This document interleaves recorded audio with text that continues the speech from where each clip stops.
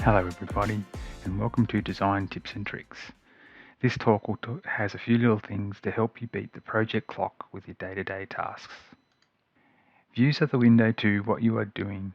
We will look at how positioning views, adding and removing models, and using multiple views together, and how this will help you work more efficiently.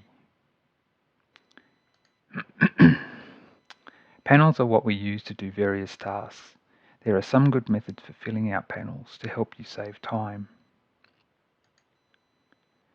A few of the many great options will be demonstrated that can be used to help you find, inquire, create and modify quickly. My name is Graeme Winfield. The first 25 years I was in the civil design space, working on roads, rail, airfields, tunnels and dams. The last 5 years I've been working helping 12D customers get the most out of 12D. So here is a new project. As it's opened up, it has the layout on the workspace with the views. So depending on how you work, you may like to position the views a certain way. The view has a control button that allows you to position the views where you like. So if we put the long section across the bottom, and we can put the plan across the top, so you can work together with the plan and the section. Also this recalc panel, whether you have it or not, and then where you would like to have it positioned. I'll just run here a chain that I like to do to set up the views. And so that's just running a few view favorites that are in the library to position the views. Just a quick simple chain.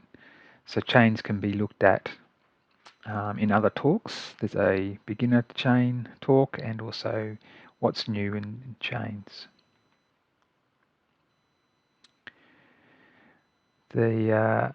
I'll just show you a few settings in project settings. So this is for this project and is saved with the project. So there's the layout autosave, and that will remember all the panels that you've got opened. So say you had to go and catch the bus and you were in the middle of something, it could save the layout that you've got there of all the panels, and then next time you open it up, it'll have those same panels all ready to go. So the next one is system, and so when you're running the recalc MTF function, it brings up a little panel that has the volumes, and you go OK to clear it. If you untick this one, you won't get that little panel. And then save. So save here has this reminder, and it comes up every 15 minutes. That's the default way.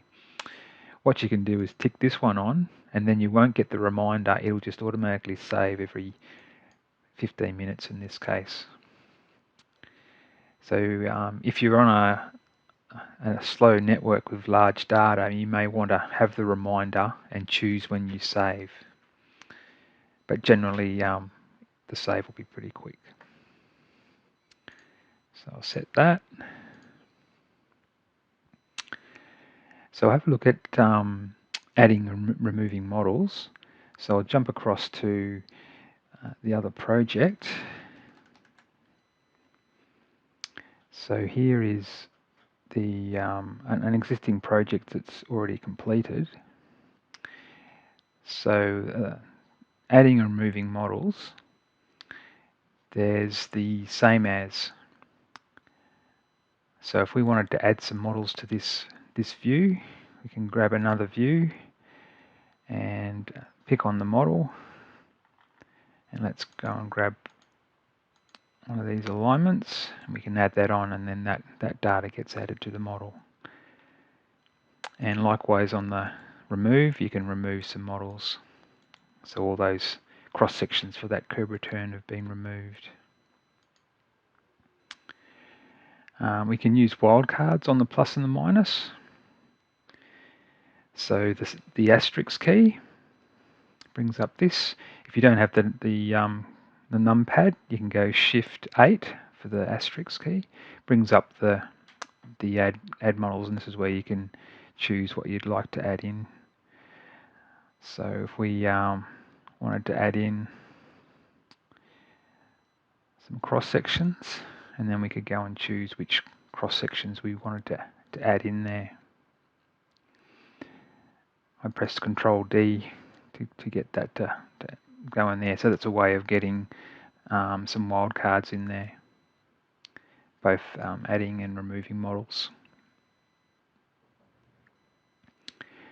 Another one that you could help you see what's going on with your tins is models, add tin models. And so you can say, I want to see what's going on with tin design all. Add that, and it's just quickly added all the models that contribute to that tin. And you can see there's quite a large number of them.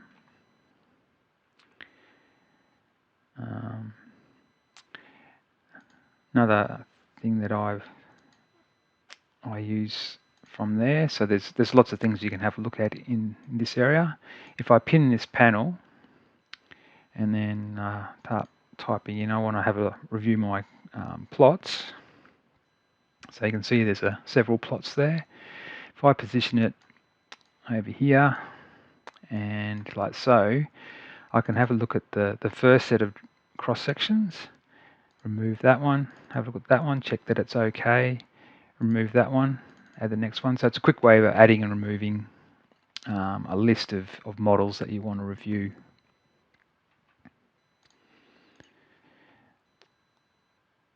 All right, have a look at view throwing. So view throwing can be used with the pan and the zoom. So if I pick on the pan button for the view, the middle mouse button toggles whether it's center point or dynamic. And so now it's in center point.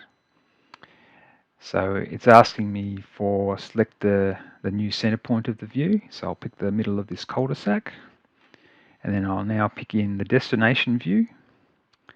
And you can see it's just panned that design view to be the center of that cul-de-sac. So if I do that again, pick on the pan, toggle it to picking the point, picking the key plan on the right, and now picking the design plan on the left, and it's now gone to the other one there. And so we can save the position of this one, cul-de-sac 1, and we can write that one out. And so now when we are somewhere else, we want to get back to that one, we can just go and grab that one, and we're back into there with that. So there's another way you can do the zoom, the view throwing, and that's with the zoom. So I've got the zoom command going. It's asking me for the first point of the window. And so we might have a look at this cul-de-sac over here, pick the 2 points for the window, and now pick the destination view. And we're now looking at that one. So that's what view throwing is about. So another one that you may find helpful for getting around your views, there's zoom by model, and there's also by string. So we can just do a same as there, middle mouse button in the model list, the model box. You can pick on a string for the model. So all the design strings for the curb return there, which is the cul-de-sac, and you go zoom. And so now it's fitted that model to that view. If we want to see a bit more than that, we can go say 0.5. So 50% of the view in the middle is that model, and then it's got some space around the outside so you can see a bit more. And it's likewise the same thing works for selecting a individual string. Okay, the next thing I'll show you is the drawing filter. So under settings, drawing filter. So here we've got a way of just visually seeing certain things in the view. How things are displayed in the view is by model. So that whole model is displayed. But the drawing filter allows you to restrict it to some other things. So for the name, I'm just going to do a same as, middle mouse button in the string name box. I'm going to pick on a string, and I'm looking for the curb lip. I'll accept that one. I'll put in some wildcards. So I'll get the KL string on the left and the right, and go set. And so now I can see I've just got all the curb lip strings in this model here. If you go clear, then you're back to where you started off with. Another one, just to show you what it can do, we can select the function, and I want to have a look at road B. Where's road B? Up here. And go set. And so now everything that function is creating is what's displayed in the view. So that's the view drawing filter. Alright, the next one is the model of strings. So just picking on the view, the profile button on the section view, model sections. And so this one is quite handy for seeing what's going on. So you've got here the string that's being profiled. And if we hit the auto pan and go next, it's now jumped across to where it is in plan. And if we step through, you can see that the highlight there, which is controlled here, shows where you are. So there's the item. So by hitting 0 and going next, it jumps to the next one, which is 1. And so that's gone to the start of the road. And the plan has moved there, as well as updating the section view because of the auto pan. The next one is chainage. So if we say, I want to see what's going on at chainage 300, type in 300 and then hit enter. And so now it's jumped across in plan view and updated the section view to chainage 300. So the last thing on the panel is the fit view. So say you were looking at this footpath, you wanted to see what's going on with this footpath, you could zoom in on that area, and when you go next, it's just staying and holding that spot so that the grid stays where it is, but whatever's happening in that design model is just staying in that location. So that's a handy tool when you're reviewing your design. Alright, so there's a snap here called data, or D snap for the data tips. So if you pick that one, whenever you hover over in plan view, it just says what information you've got there, what model, XYZ, and the string name, all those sort of details, just the basic details to see what is in the view.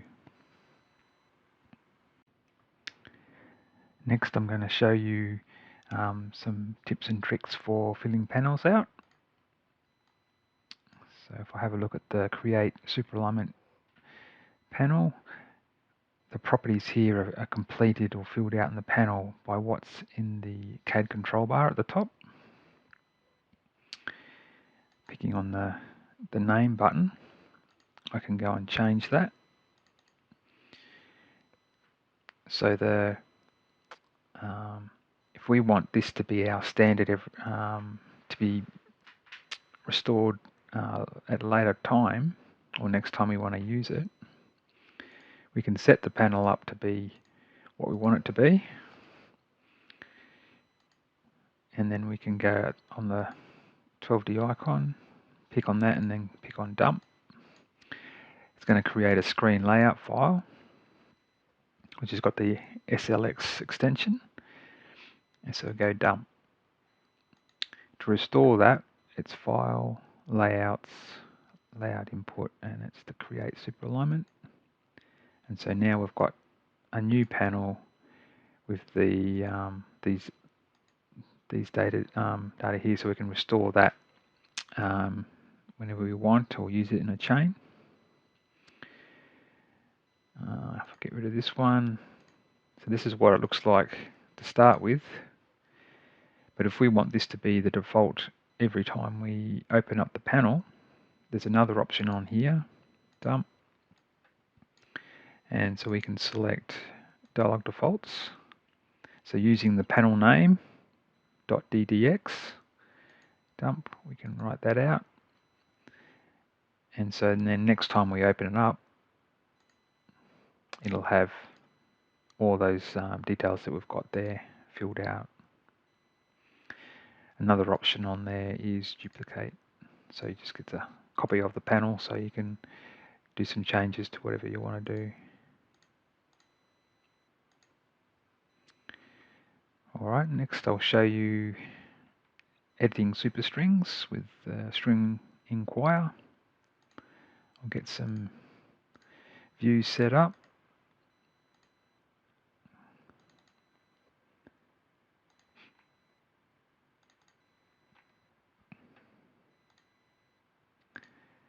Actually, let's get all three view types going. So we're looking at a culvert here in all the view types, so we can see what's going on. If I go F2 for string inquire and pick on the invert level of the culvert, before I accept that, if I right click, I can now go to vertex 1, and there's all these properties here we can now modify. So if I went to the height, and so for the inlet, if I wanted to drop that down a little bit to get some fall into the inlet, and go apply, you can see here it's just dropped it down a bit, and all the plans have been updated to suit that. And so likewise, if I do string inquire and I'll pick on the segment, a handy tip here is if you've got lots of data, you can use the msnap for multiple, and you can pick here and you can say select that. So before accepting the accept, I can right click and go segment, and there's all these properties I can edit. If I do all above, it brings up the panel that's got all the various properties. If we go into pipe, got here a 1.2 diameter, but you can see it's cutting through the pavement there, and there's other things. If we change this to be a culvert entire string, we'll make it 2.5, 8.9, go apply, and so it's just updated everything in the views there. So now we can see what it looks like. So that's a quick edit of a superstring using the string inquire. The last thing to do with filling out panels is to do with the grids. So if I type in here depth range polygons, so I use this panel. So original 10, use the survey, Control D, go to that. Control D on super, and I'll get this one here. Model of polygons, I'll call it depth range for design 2. And I'll make it 3D. So we want to make a depth range file, so 100mm depths. Pick on the folder button and go open.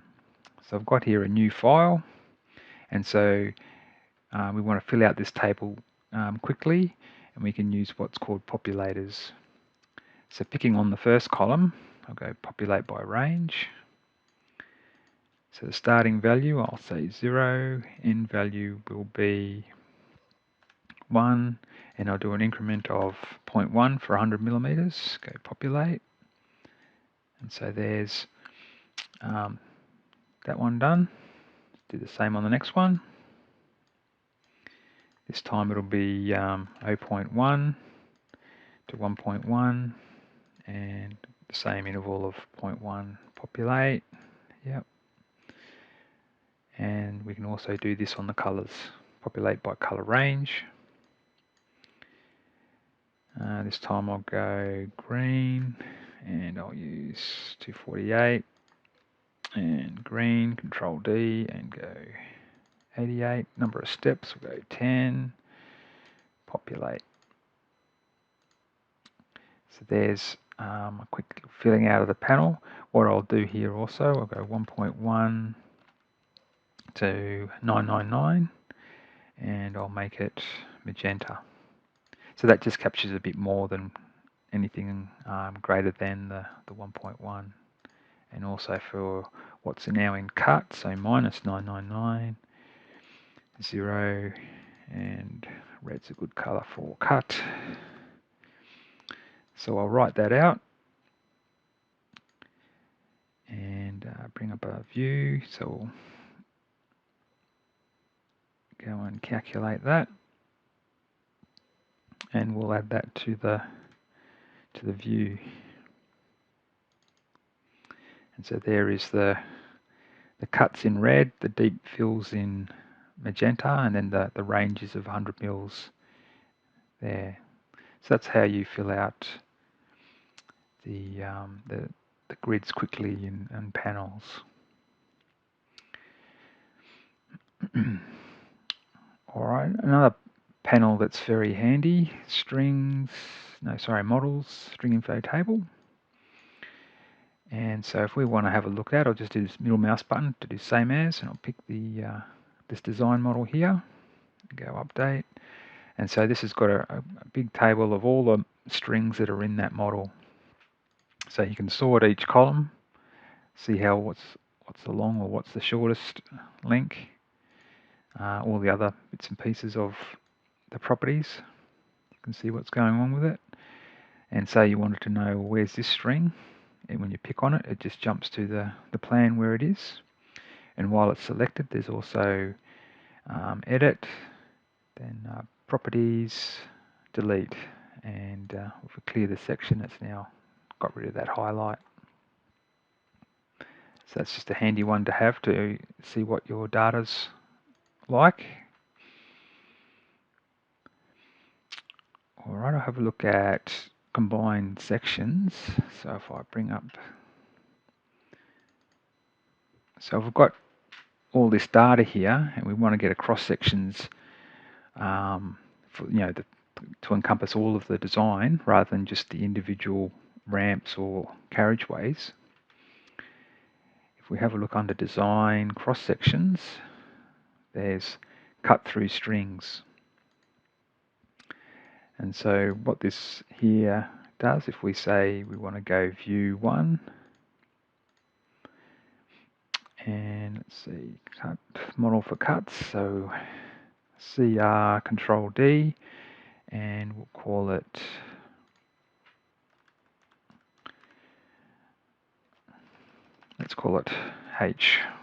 H-way for highway. Give it a color. Pick the control line. Let's have a look at the northbound carriageway. All right, and we'll click on cuts. And if we go here on the model, go comma 1, we can add it to that view. 1 being the name of the view. And so there we have the cut through strings. So if I pick on one of those,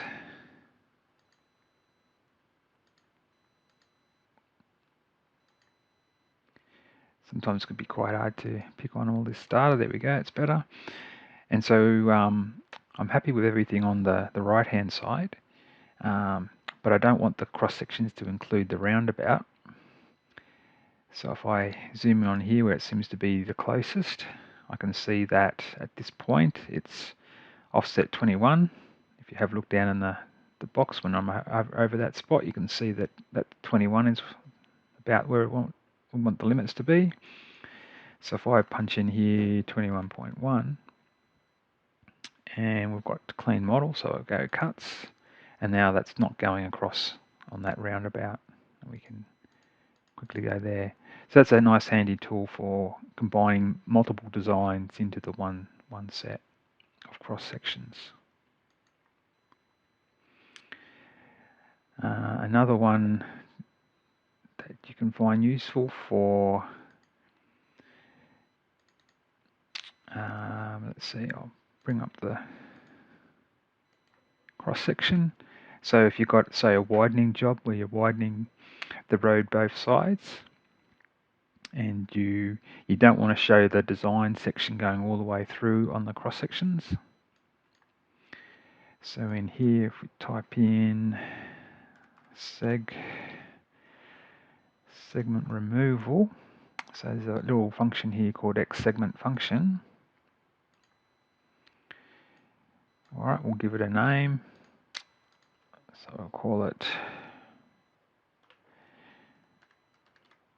widening, and the first point is going to be, I'll just do a same as and pick the link here in the section view and go accept on that one.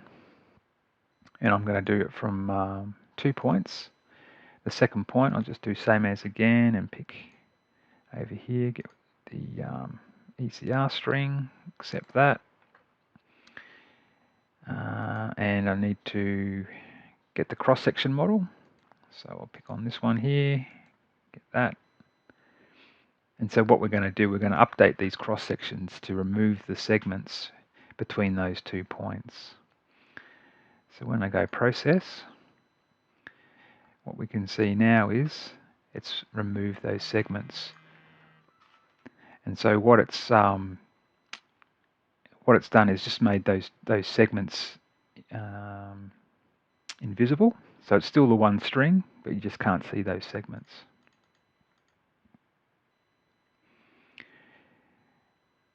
All right, so that's how that one there works. The next one I'll show you is the,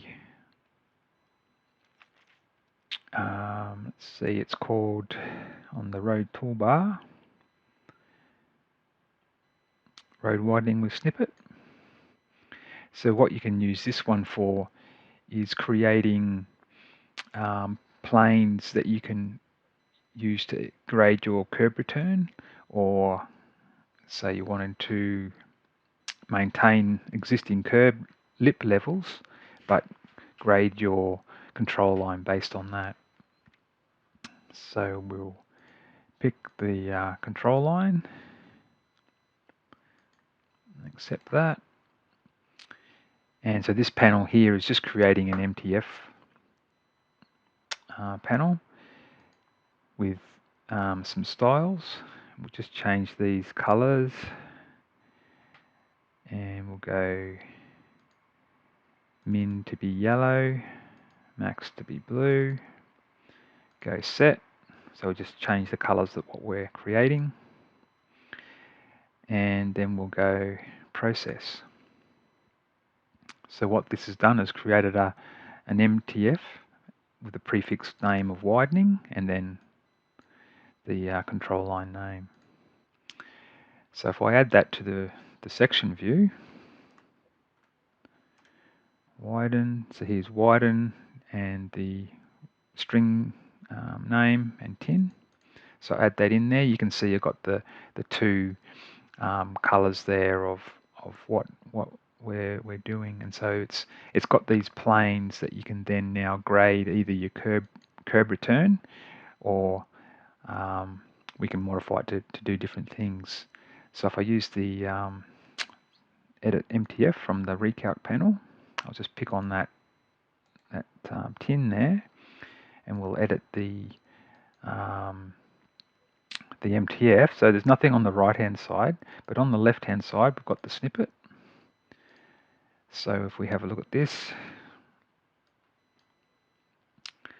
so we've got the the reference style that we're using for the colors. It's got the various parameters. There's another one in here that's min and max only. There's one that's got super min max. And so if I go apply on that, so now we can see that it's got a magenta color through there, and that's just following whatever the super elevation is of that string. Going the wrong way, so if we go back this way, back to the curve, we can see it start to rotate. So I can change the cross falls. It's got here a hinge, so if I go and pick another string, so we'll go from this edge here, ESR, select that one, go apply, and so now we've got something that's going from here going that way. If we wanted to do it the other direction, we can use the hinge on this side and grab the shoulder, select that, but this time we'll need to go -15, and we can go just do the min max, go apply, and so there's some grading lines. So when we're designing our control line in the middle there, we've got some grades to make sure that we don't go too steep or too flat. So that's how that that panel or that option there works.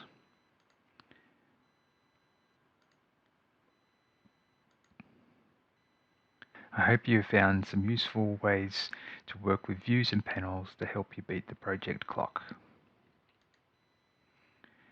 There are lots of resources that can be found using links on the 12D Model website. The 12D Model forum has many more tips and tricks for you. Bye for now.